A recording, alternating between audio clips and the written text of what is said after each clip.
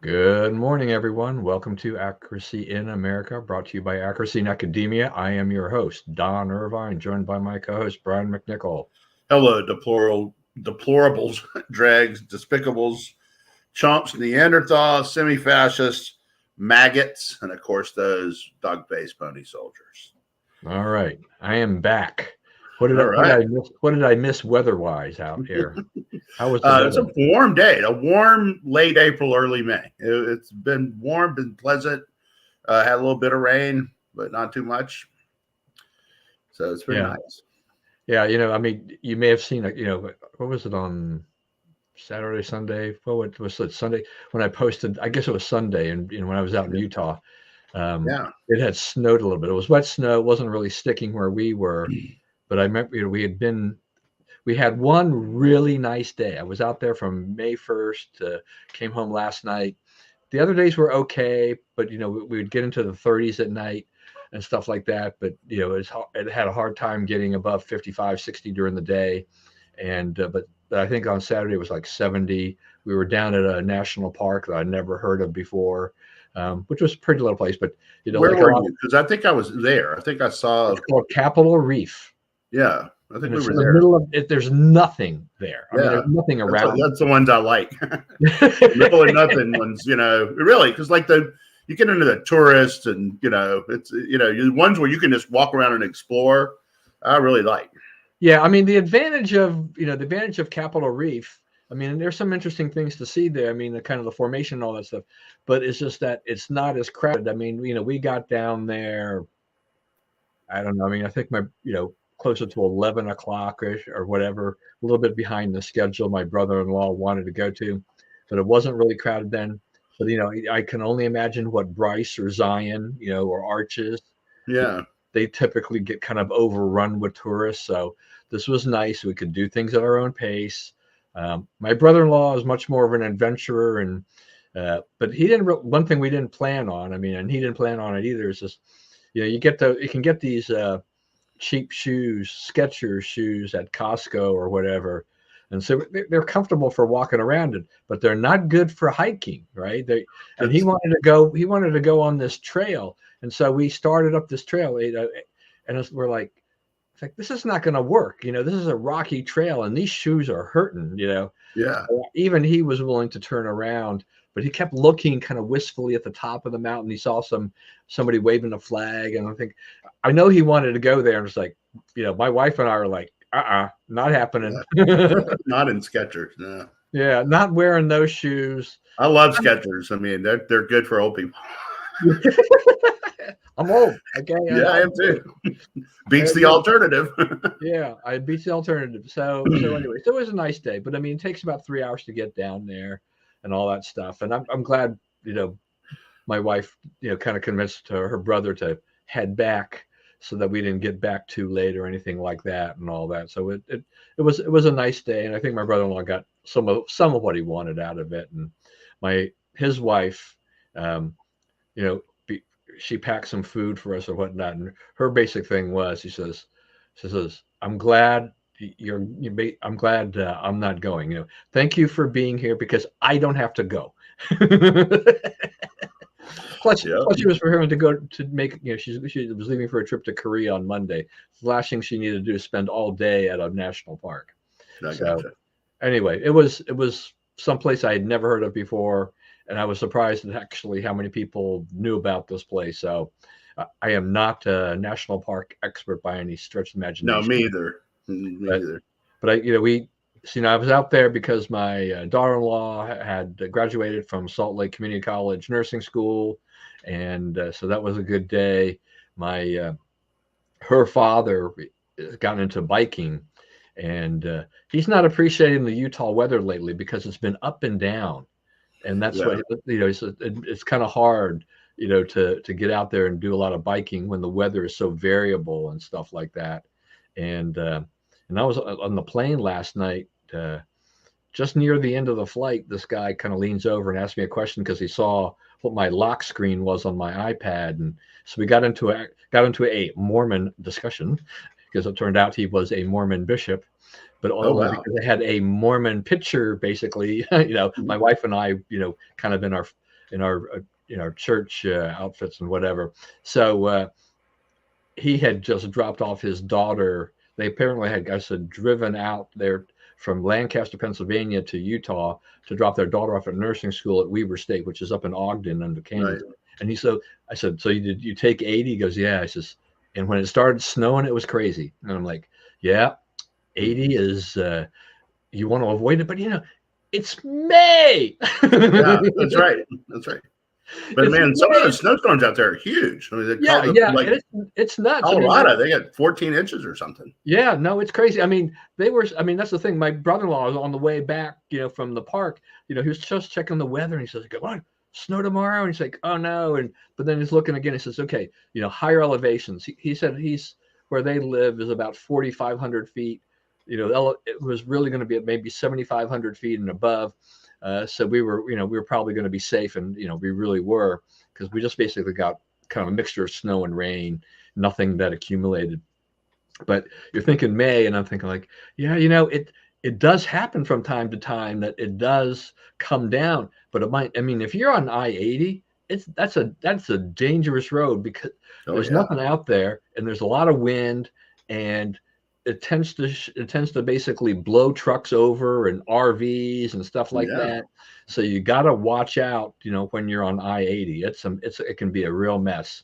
So it was an interesting trip all the way around. And the news that I can put out here, because my son does not watch this program, is that they're expecting.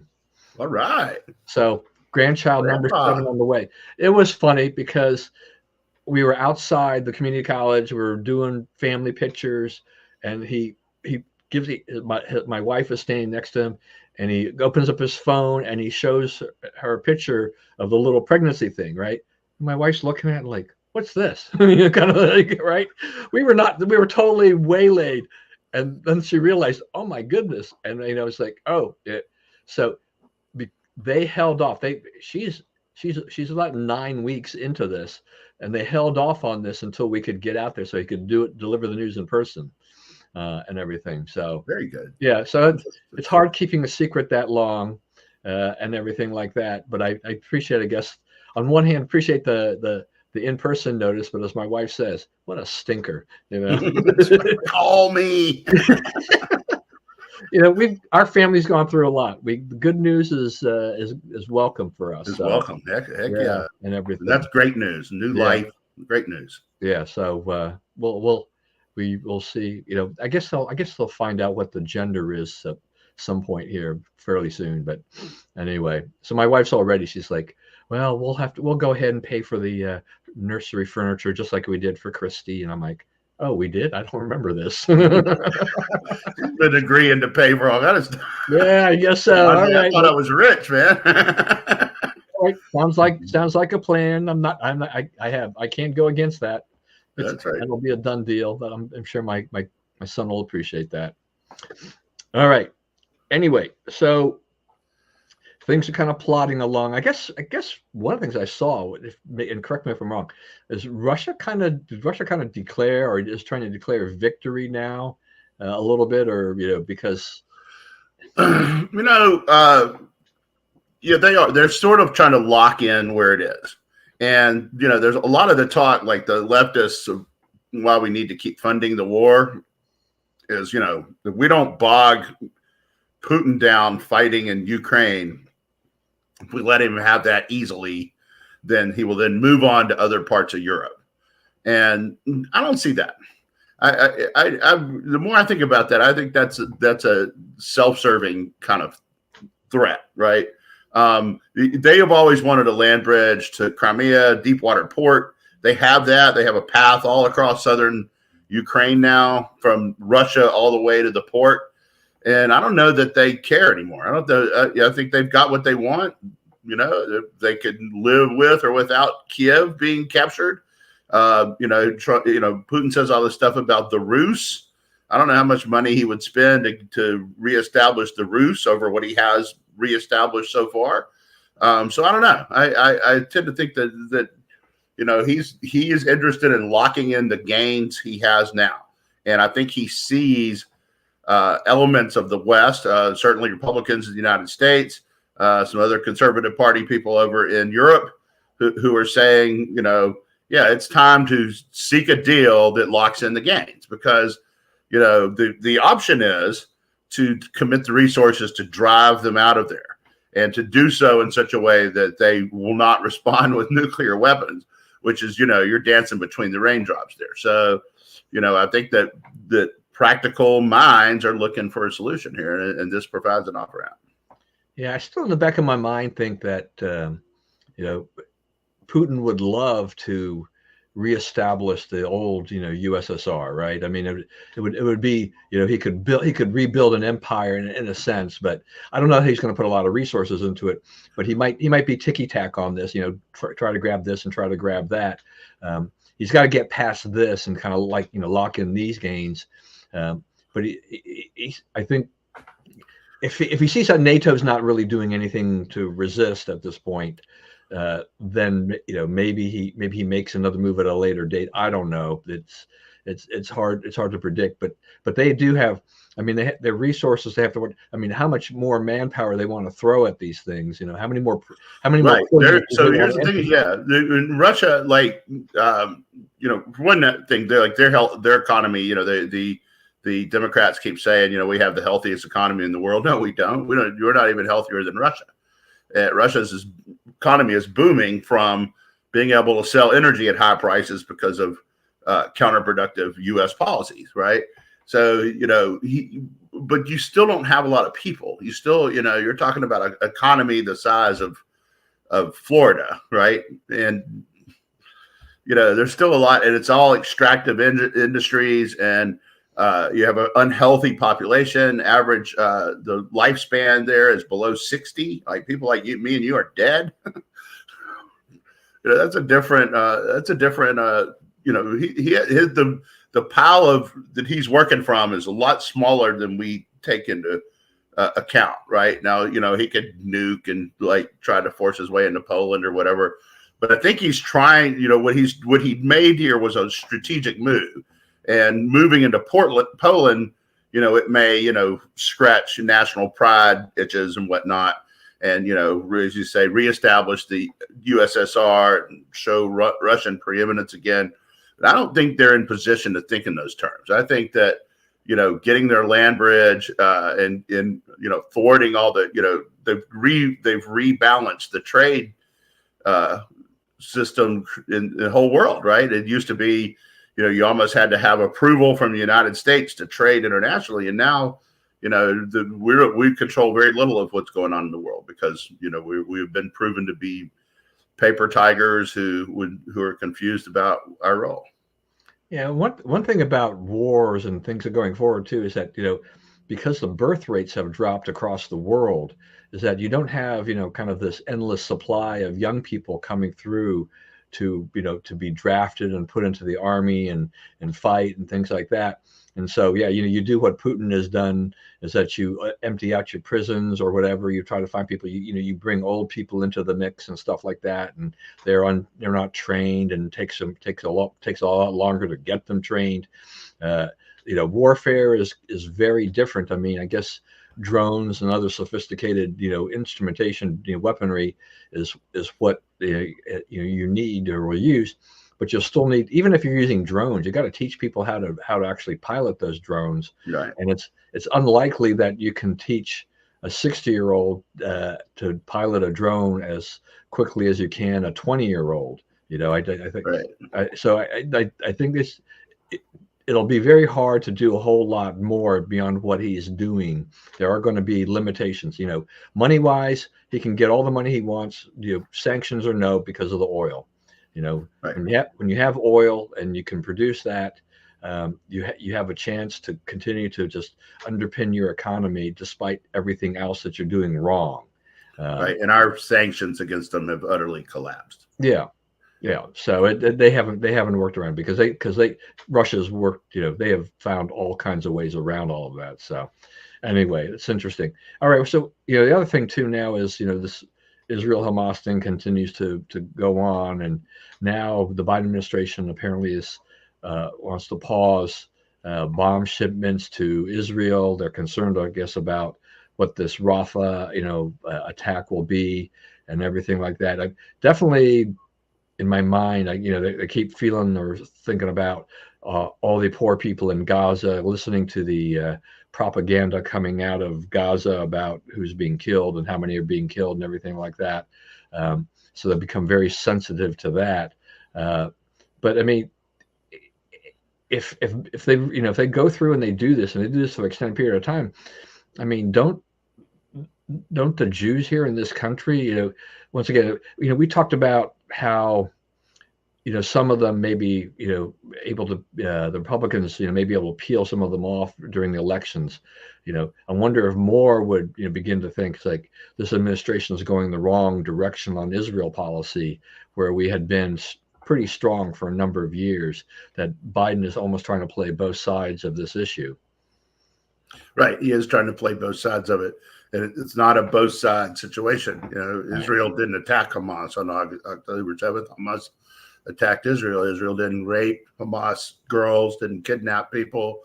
The killing they've done, they've been very as surgical as they could possibly be about it. They warned everybody beforehand, including they warned people the other day when they were going into Rafah. My thing is this: 5 years from now, will the world be any more angry with Israel if they take 2 or 3 more weeks and finish the job? I don't really think so, right? I think that the people who are going to be angry at Israel, they're already max angry, and it's not going to change. And the people who think they're doing the right thing, finishing the job will not change that. And the people who are in the middle, 5 years from now, they won't care about the next 3 weeks. But the next 3 weeks is critical for this, because you have a chance to finish off the entire military force of Hamas, and to get rid of all the leadership. Everyone who is encouraging Hamas to do this and whipping the people to do it and so forth is subject to being eliminated in the next 3 weeks. Right. The final group of them are the people that are in Rafah. That's why they went into Rafah, was to get the final exit. There's 5 battalions left in Rafah. And so you need to go in there and root it out. You will never get a better chance. You will never have more of the world. It's, there are some people against them for sure. But you'll never have more of the world and more of American political public opinion on your side than you do right now. You are aggrieved, right? They were attacked. The attacks were devastating. The lies about the hostages are horrible, right? The true stories about the hostages are even worse, right? The things that they did to these people, and now is the time to make sure, because you're doing 2 things. One is you're degrading Hamas to the point that it can't do this, and the other one is you're telling anybody else who gets an idea to do something like this that you will not believe how severe the consequences will be. Right? These are people who are persuadable by consequences. Right? They look and they see, Gaza City like laid to rest. You see the photos almost every day, all those buildings bombed and so forth. And they're like, okay, if we go after Israel, this is what we will get, and no one will stop them from doing it. Because that's the other thing, is all the supposed enemies Israel has around the world, no one stepped up to stop them from doing this. Right? They did this. They completed all this. No one got in the way. Yeah, look, I mean, wartime decisions and things like this should never be based on public opinion, right? I mean, if you've got public opinion on your side, that's fine.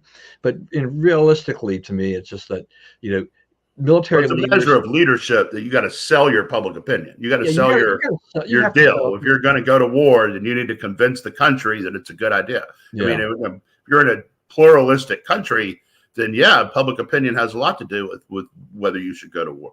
Yeah, but I mean, the decisions that the government of Israel makes now, so it's like, strategic decisions. You can, once you're in it, you're in it to win it. Right. Exactly. That's basically what it is. I mean, that's the thing, is that they should, at this point, they should kind of, we're so far into it, ignore a lot of the white noise that's going on here. It's like, make your strategic decisions and go forth and do it. don't get hamstrung is really my point. Right. Don't get hamstrung by public opinion and all this nonsense that's going out there that slows you down and makes you say, maybe we shouldn't do that. It's like, Pull back a little. Don't pull back. There's no pullback. Right. If everything says, if we do this, we get this result, and we're, the end, we're going to, as you have said time and time again, finish the job. We can finish the job if we do this. Then don't hesitate. Let's go ahead and finish the job. Quicker the better.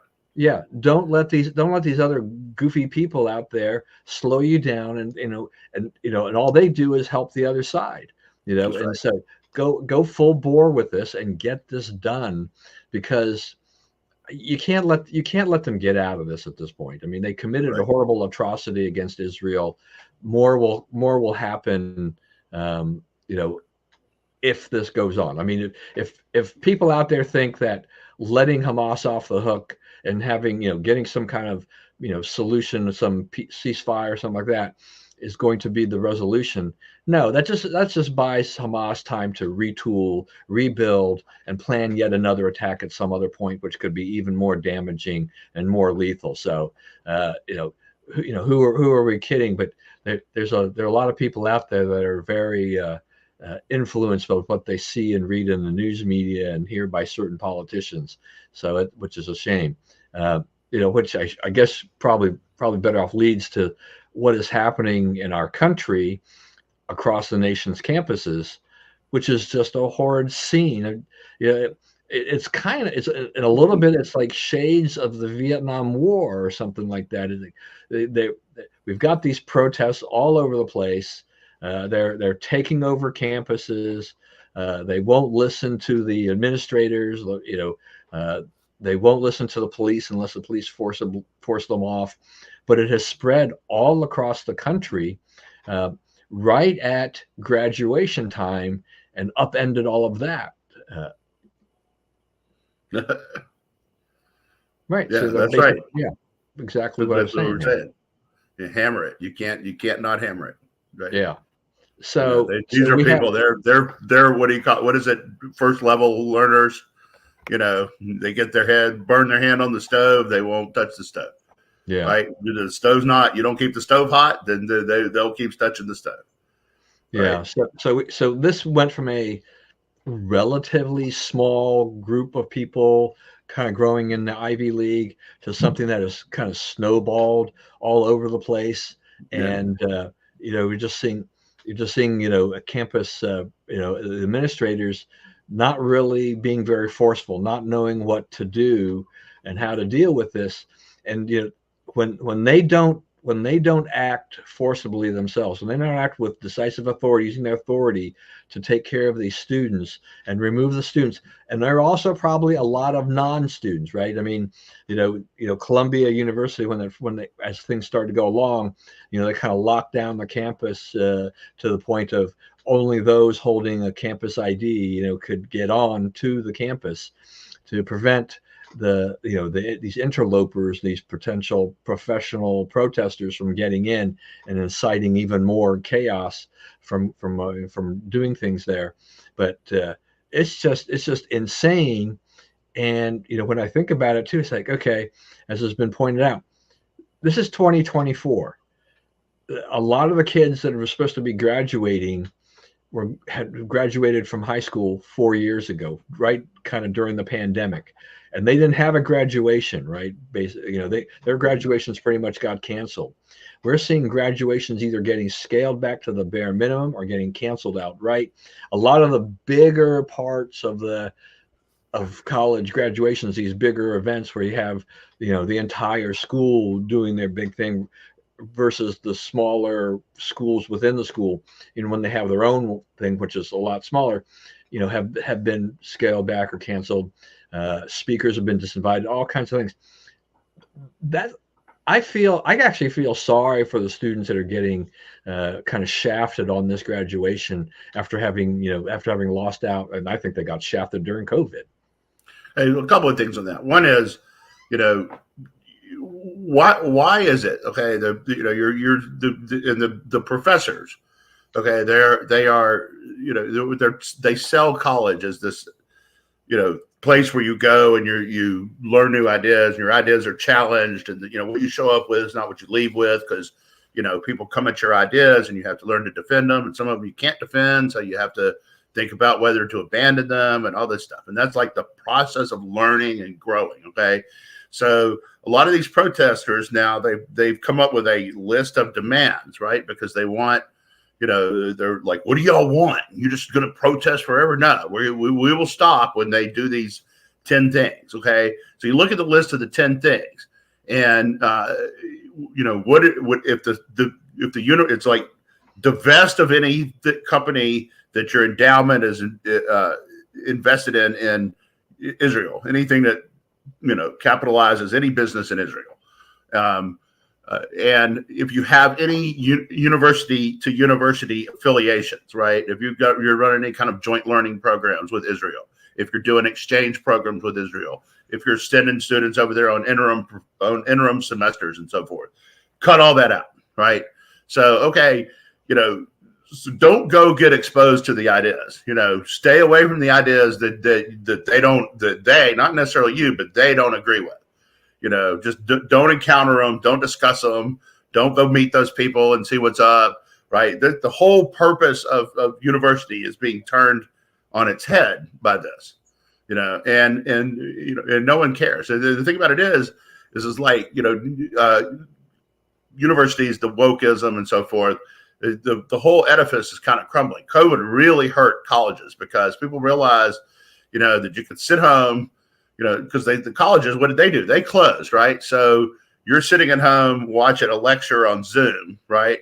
And your friend who's paying $45,000 a year less to go to college is sitting home watching his community college professor give a lecture on Zoom, and you're getting the same college credit for it, right? So people looked around and said, okay, what am I buying here for that $40,000, right? What is that tuition and cost of, living there in the dorms and all that? What do I get for that, right? And the answers have not been, edifying for colleges. So now you come along and you say, okay, the one thing we're doing is we're challenging your kid to think and defend his thoughts and think outside the box and learn and encounter new things, unless it's Jews, which we hate. And the other thing is, like, all of leftism now is exposed as the giant racist racket that it is. How can they deny the anti-Semitism that underlies all this? And, don't say, oh, this is about military policy or whatever. No, it's not. It's about anti-Semitism.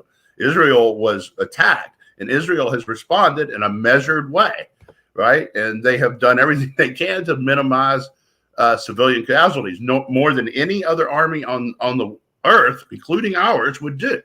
So when you hear people talking about that, I don't get it. The case on the other side is devoid of morality or common sense. Yeah, the thing too is that, professors. There are professors that have joined the students in this, right? Yeah. So it's like, wait a minute, you're being paid by the college, university, and you're now out there protesting with the students. Yeah. It's like, fire those guys if you can, or something. There's like, I think that should be a violation of their contract with the university, to go and do that, in a sense. They're supposed to be teaching the kids, and going and doing this and participating in activities like this, to me, is not teaching. It's not part of what they are. Plus the stories, which apparently have been verified, there are very few that are out there that are where professors are basically, they're saying, classes have been canceled for the rest of the semester, and you're all getting A's or something to that effect. So I'm not giving you any grade at all, Yeah, right. because I don't do grades. And what are they doing to the Jews? Can Jews get A's right now? I don't know. That's kind of interesting, right? It's like me, it really didn't matter if you gave me an A or a B or a C, because I didn't have much grade point average anyway. Yeah, here's our professor here. That we need the academic expertise here. Okay, Bob is right. The quicker you get after it, the quicker you'll solve it. My thing is this: I don't really want it solved quickly. I like what's happening. Let's go. Well, look, yes. If you look at it, like Alan Lichtman, right? It's got his 13 things that determine the president, and he's never guessed wrong, right? If you look at his 13 things, okay, one of them is civil unrest works against the incumbent, right? I don't go near a college campus. They're not in camp in my house, right? You do have a problem, and it's May, so there's Jewish students who are the real victims in this, right? Because they're being pushed around and hit and slapped and prevented from going to class or crossing the campus, right? But it's sad for them. But it is a political dreadnought around Joe's neck, man. Nothing he can do about it. He can't side with one side or the other without making a lot of people angry. I'm all for like this, and it's not going to last much longer because school's letting out. Most colleges will be out by the end of this weekend, and so the students will go on and do their summer thing, regardless of their views on Israel and the Middle East. So, but the more unrest, the more Antifa, the more riots, the more calamity at the Chicago convention for the Democrats in August, the better for us. Yeah, I mean, I think politically, this is not good for Joe, because the Biden administration has shown with so many things that they really are indecisive about what to do. They don't want to pull the trigger, because they're afraid of what happens on the other side. And because they made such promises and got into bed with the far left when they took over, when they came into office. They're so beholden to these people that making any kind of moves, definitely would hurt them, even with their own support. And so it's really hard for them to do anything. But yeah, and you're right. I mean, we're here in early May. There's probably maybe a week or two left of classes, and then graduation and stuff like that. Then the students are like, they won't be living in their dorms and stuff like that. So they'll be headed home, and maybe they'll regroup and then come back in the fall and do it again, depending upon the situation. Well, you probably have a different issue matrix by then. Yeah, we'll see. I mean, this is what we do not, one thing, we don't have a crystal ball exactly as to what's going on there. But politically, if you think about it politically, then what we would want is for these people to kind of go back home, do whatever they do. I don't know if any of them really get any jobs or whatever during the summer. And then they come back in the fall because they try to do something like this again, right as we're starting to get down to the last, 60 days or whatever of the election. That kind of thing would even be more harmful to the Democrats and to Biden, because the closer it is, the fresher it is in people's minds, right, the more it hurts them. Something here 6 months in advance, maybe. But the other thing is like, if you look at polling over the years, it's pretty consistent that after about the middle of June, it doesn't change. If you don't have a big intervening event, it doesn't change. Yeah, we're almost to the end of, I tell people now, I'm like, Trump is it's a basketball game. Trump is 6 points ahead with 4 minutes to go. He hasn't locked it up yet, but he is ahead, so you still got to keep playing, but we're getting close to the end. Yeah. I mean, it's just so interesting. I mean, we're 6 months out at this point, and anything can still happen, but the Democrats, and Biden, they just haven't made a really good case for themselves as to why anybody, why the Democrats, why the country should reelect these clowns, right? Yeah, so I'm wondering about that because, obviously they're doing focus groups and polling, and they're trying to figure out like what messages resonate, right? And the Democrats have, in the last 20 years or so, they've probably been better than us at this, in the long run.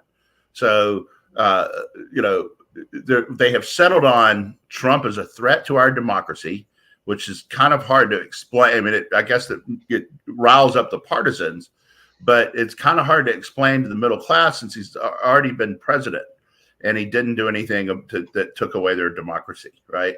Or whatever that means. I mean, Trump he didn't take away anybody's rights to do anything. And the other one is, the trials, right? And the trials are obviously not going well for them, and they're not going to go well for them. So, I think they've pinned I think their magic and messaging has started to slip away. All right, Bob's got another comment here. That's right.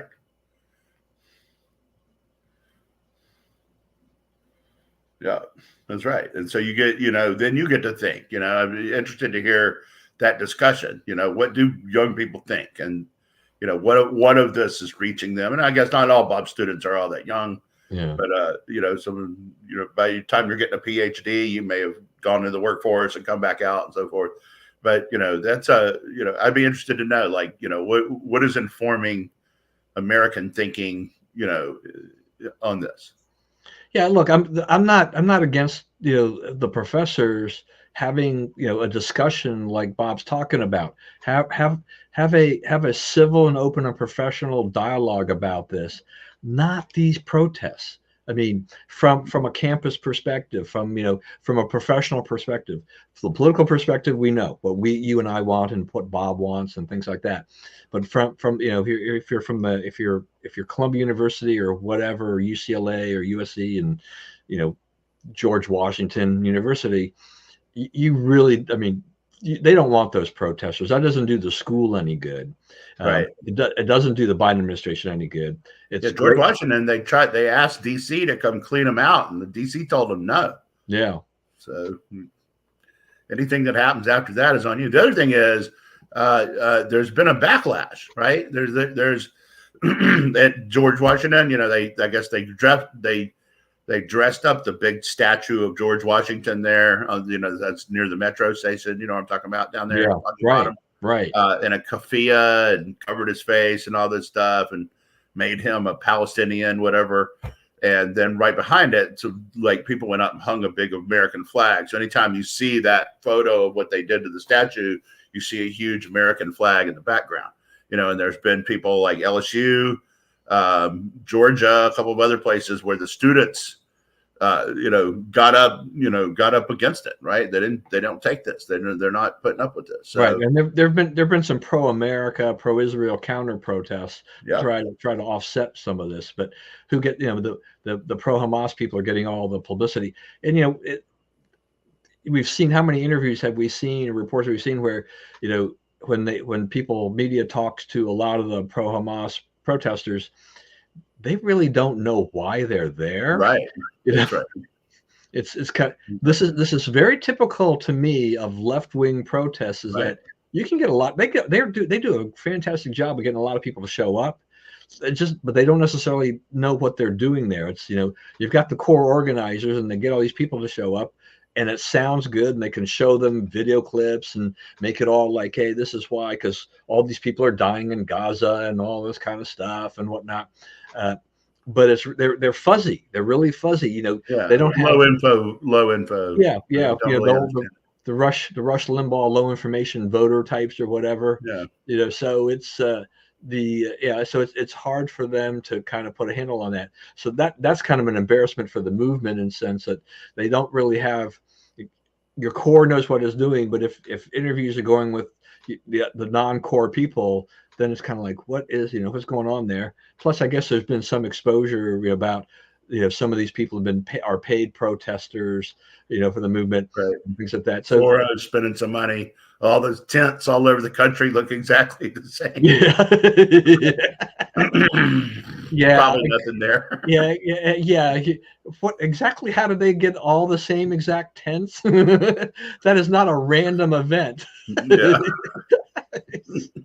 It's just, it's really a sight to see and behold. And I think there is some backlash too from other students who maybe just not very political, but are just they're just focused on school, right? They want to get through school, they want to get through classes, and this is a major disruption to the end of the semester when they're trying to get through. They want to graduate, and as I said before, we had a large number of students who got shafted during COVID on their high school graduation. They're going to get, some of them are going to get shafted again in terms of all the things that normally happen. If graduations get, pulled back a little bit and reduced and reorganized and things like that to smaller events. That's a shame for the students that were good students that just kept their head down. Just they did their schoolwork and they want to get a job. After they graduate, they want to be a contributing part of society, and they don't want to be a lifetime professional protester. And yeah, I mean, maybe even these young people who are voters or potential voters, maybe they see this. Maybe they were in the Obama Biden camp before, and now they look here and they said, look what these clowns have done. And it's like, I may not like Trump.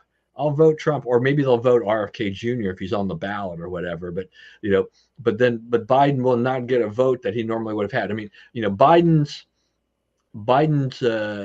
his ability to rein in these groups of voters that they had before, has eroded. His support has eroded among many groups, and this is what it looks like he's going to be close to 20% on black vote, which Trump is. It was 8-9% last time, which was a big improvement over Bush, who had 4. It looks like he's going to probably win the Latino vote. He's ahead under 30, under 40, are both now. Trump holds a majority support, not just duality, but majority. More than 50. The only categories that Biden is winning in is seniors, is super seniors, 70 and over, guys older than us. There's a couple out there, and people who the most likely people to vote. Right, Biden has a 1-point lead among the most likely people to vote. Trump has about a 14-point lead among the people who are less likely to vote. So, we've always thought of it, and you remember, you've been in Republican politics a long time. Rainy day on election day was pretty good news for a lot of elections, especially for you in Maryland, right? The lower the turnout, better chance you have. But we're on the other side of that now. We want high turnout. We want to make sure everybody who possibly can vote gets to vote, because the people that will bring into the voting system are by 14 points Trump voters. So if you want to win the election, if you're out there and you have money and you could afford to take some time off and do something to help win the election, it would be follow those gun shows around and sign up voters and be a voter registration person at gun shows, because there are a lot of hunters and gun people who are not registered to vote. And if they could be registered to vote, they would, Trump's going to carry them by 70 or 80%. Yeah. So we have this ABC News Ipsos poll showing them in a virtual tie. And, we can agree or disagree on, because polls are polls, we're going to see a lot of polls. We're going to see a ton of polls. But to me, the underlying problem here for Biden is that he's in a virtual tie, or he's behind. He's the incumbent president. He should not be in this situation. He should not be this close to his challenger. He should not be trailing in some states, that he won before. Well, he's trailing in battle. The problem is the popular vote is close. Yeah. Like he's behind in Arizona, Georgia, Pennsylvania, Wisconsin, Michigan, North Carolina, virtually no hope will catch her in Georgia again. Right. And the thing is that we've learned that the popular vote is fine, but we all know what counts as the electoral college. Right. And so, you could still wind up with, I find it highly unlikely, but I mean, Biden could if Biden wins the popular vote, I think, he'll still lose his electoral vote, and then he loses. But I think at this point, I mean, once again, barring Trump doing something really dumb, Trump wins this. At this point. And so but we'll have to wait and see, because there's no way I've got any crystal ball, and I'm definitely no polling expert at this point in time. But it's, the Democrats, they're in trouble. You and I know it. The Democrats know it. Prominent. They're acting in trouble. They're panicking about their court cases. None of them are going well. None of the court cases are going well. Right. Let's talk. We can talk about that briefly too, which is just that, we're on what, day 15 or whatever of the hush money trial. Stormy Daniels gets up there to testify, and she's a disaster. Okay, Right. I mean, she's like supposed to be a star witness for them, and she's a complete disaster, and doesn't Caught in really a lie. What do right. we mean by complete? Caught in a lie on the stand. Testified to A B choice. She testified that both A and B were true at different times. She a lot of like lurid details. I guess when you get on cross examination, I guess that'll be today. Or no, they don't have it on Wednesday, so it'll be tomorrow. Um, Somebody will say, well, here's this letter saying that you never actually had sex with Trump. Did you lie then or you lie now? Which time should we believe you and why? So she has all this stuff that she has to answer for. I mean, I think they made a critical mistake. And I think that also tells you that they realize this is not going well. There's 2 lawyers on that jury. I think they're looking at this and they're not seeing the underlying crime or how you could charge him with concealing something in a federal election and you won't say what he's concealing. And, I think that they're running into problems. In the documents case, they basically caught him, rearranging the evidence to suit the prosecution's need, and tampering, losing their chain of custody of the evidence. They have all kinds of and lying to the court and saying the evidence was still in order. So they have all kinds of problems for that to answer to Judge Cannon on. And she has given them so many assignments of things they need to clear up before they can go to trial that no one expects that trial to take place before the election now. Let's see, what do we have here?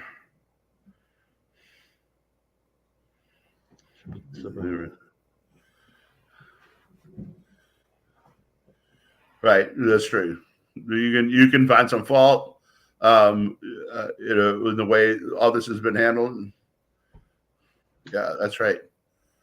Yeah, that's right. That's right. He did just do it just for show, right? But I mean, and he could have put a lot more clamps on that and not had it happen like that. So now you have a witness basically there to be salacious, right? To make Trump look bad. Doesn't really cast any light because she didn't have anything to do with how these things were entered into the books. And you've already had a witness say, I entered them in the books this way because Michael Cohen told me to. And, Trump doesn't have anything to do with how these things get entered into the book. So, I don't think that he's going to get convicted there. It doesn't look like it's going to make any difference. The J6 Washington trials, if they don't fall victim to the immunity claim and or the 1522 case, they're unlikely to go to trial before the election too. The longer it takes for the Supremes to rule on those 2 issues, it's got to be 88 court days after that before they can start the trial. So the end of June, you go forward 3 months, end of July, end of August, end of September. There's no way they're starting a trial against Trump in early October of election year. They're not going to do it, right? If they do, the country's going to come apart. So they're in a box here. They're not going to get any of this stuff over the finish line in time. And they know that now. So you're going to see whatever their last play is, it's about to come out because they realize that this is slipping away and there's not much they can do about it. You're also seeing another thing that kind of shows you that they are thinking along these lines is, they've put back in net neutrality. They took away non-compete agreements. They're messing in the business cycle in all kinds of unpopular and crazy ways. And they're doing things regulatorily. They're highly unpopular because they will hamstring Trump, and they know they're not going to win. They won't have to, won't matter what the voters think because they won't be in office anyway. Yeah, well, Lena Khan is an absolute mess, so it's a whole nother story. Yeah. But Stormy. I mean, the other thing too is that it was clear that she really didn't. She was contradicting herself, and it's really her hatred of Trump, right? I mean, So it's like there's nothing to do with all the specifics of the charges. It's a hatred of Trump. And she because she contradicted herself, no one really knows exactly what the truth is because she's now got a litany of lies and things like that that's just kind of tangled up. And she owes him a bunch of money. She hasn't paid him. Yeah. And, so I mean, that's overlaid of this too. Yeah, and as Bob points out, I mean, the judge is just ridiculous. I Yeah. mean, I mean, I think any layman can see how this is kind of an effort to railroad Trump, and it's not working. I mean, Trump probably does say too much. I mean, he could just follow along and not try to violate, the gag order. But then again, I have issues with the gag order to begin I with. would, I Anyway. would not. Yeah, I would do what he's doing. Yeah, Yeah. I would not take that lying down at Yeah. all. Yeah, I mean, to me, I don't know. I mean, you could always push the limits of the gag order, but anyway, I think that's also part of their thing. Is just like that's the last one of the weapons that they have. Is like we're going to throw you in jail, if you keep doing this stuff, because it keeps screwing up our case even more so because you're exposing what's Yeah, happening, you're right? pointing out the problems with our Yeah, case. yeah, you're You just got to you're just shut you're just up. yeah, you're basically blowing up everything in the court that's wrong in this case, and we don't want that. So there's so many things that are wrong with this, and Alvin Bragg and company. I mean, they should be embarrassed that they had even tried this maneuver. And Smith, Jack Smith. I mean, I know I'm pretty sure he's pretty livid about Judge Cannon, but guess what? You're pushing things that you shouldn't have pushed. You And brought it so all on yourself. yeah, You're the one who messed up the scheduling. you're getting your head handed to on a platter, and you deserve it because this is nothing. This never should have happened to begin with, and the public I think is even catching on to how bad all of this is at this point. And this just once again, any plan. If this was any plan by the Democrats, I think they were going to keep him out of office and keep him from running. You know, they've boosted his campaign beyond measure, and they can't put that genie back in the bottle. It's out, and he's a presumptive nominee, and he's likely to win in November. And so everything that they had hoped for and planned for is blowing up. And every day is not good for Joe because you can't put Joe on the stump very long. There's a report that the White House is going to shorten his speeches because it's quality over quantity. I mean, you can't make this stuff up. That's the reason. That's why I would have done it. Yeah, he gives such a better speech when he just gives a shorter speech. Yeah, let him everybody, say. But Tom Davis, when I was working for Tom Davis, he used to say, "He who keeps it short gets invited back." So, people do like the shorter speeches, but it's because people understand that, there's a limited amount of time that Joe can spend facing the public without screwing up, right? Yeah. And so that's the whole thing. Is like they have this phalanx of people. Like when he walks to the helicopter, like the cameras are over here and he's over here. And there's this group of people that kind of walk, so you can't really see him walk to sort of block off the camera view. And it's like, and it's like they're dragging White House staff out there. Like Karine Jean-Pierre has to get up and leave her desk, and she's one of the 15 or 20 people that kind of stagger out there with him, so you can't see how badly he walks and how demented he is, right? How unaware of where he's going and all that kind of stuff. We can't. And let's think, all seriousness, if you're on the fence out there about this election, think past the sale. 2 years from now, right? Where's Joe going to be? Right? They don't have to hide this anymore, right? They win the election, then Joe's infirmities are not really an issue anymore, right? He gets to serve until you can 25th Amendment him or something, right? Which you won't really, if he wins, you won't have Congress helping you do that. So that's right. So you have, what's that going to be like? What will the country, who will be running the country, and how will they be running it, right? If because you think you're electing Joe, and the people who vote for him keep saying he's a decent man, and I'm like, he molested his daughter. He forced his son to run an extortion ring. He cheated on his first wife with the babysitter who he then married and cheated on her. We're not talking about a decent man here. This is not what we're talking about. So, but they say these things, right? And so, but 2 years from now, how will the country be getting run? Who will be running it, and how will they be doing it, and on what set of principles? And would any of us vote for that? I don't know. Maybe we did, maybe we didn't. But, we're in for a wild 4 years if he wins, right? Because it's pretty certain that he is not he's not with us, right? Yeah, I mean, and we were talking earlier about, I mean, and what issues are they really trying to run on now? I mean, you were trying to mention, trying to point on Trump and everything like that, but Abortion and democracy. yeah, I mean, right, because Bidenomics, that's failed. Inflation is sticky, or whatever you want to call it. So that's a problem for them. Going back up, gas going back up. Higher interest rates are going to stick around for a lot longer than people expected. Border's still a mess. Immigration, all the push to EVs has been disastrous. And clean energy, all of that stuff. They're pouring all kinds of money into all of that, but car makers lose money on every vehicle that they sell. All these, everybody's been trying wind power in places where you don't have a lot of wind, wind up getting stuck with a humongous bill, and everything like this, because costs have risen and they don't generate enough electricity. You got to get rid of that toxic stuff that they make them with. Yeah, I mean, they got to really think about how to power the country. Artificial intelligence requires a lot of computing power. Yeah, it does. wind and solar are not going to power AI. So that's right. So that's a real problem for them and everything. All right, let's wrap it up, Brian. Take us out. Okay, let me look at our little list. We talked about Canon, right? Yep.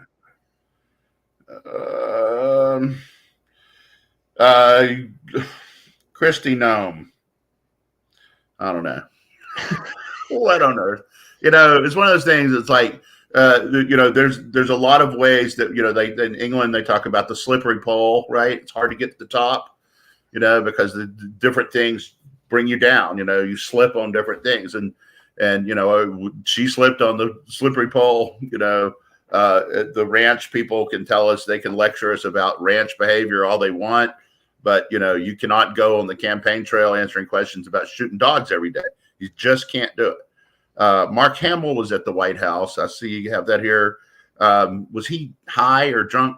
I mean, it was so weird. It was so weird that, like, I have to believe that he was just hammered. Yeah, I mean, I know it's all part of the May the 4th be with you kind of a thing like that in Star Wars and all of that, but it was just really weird.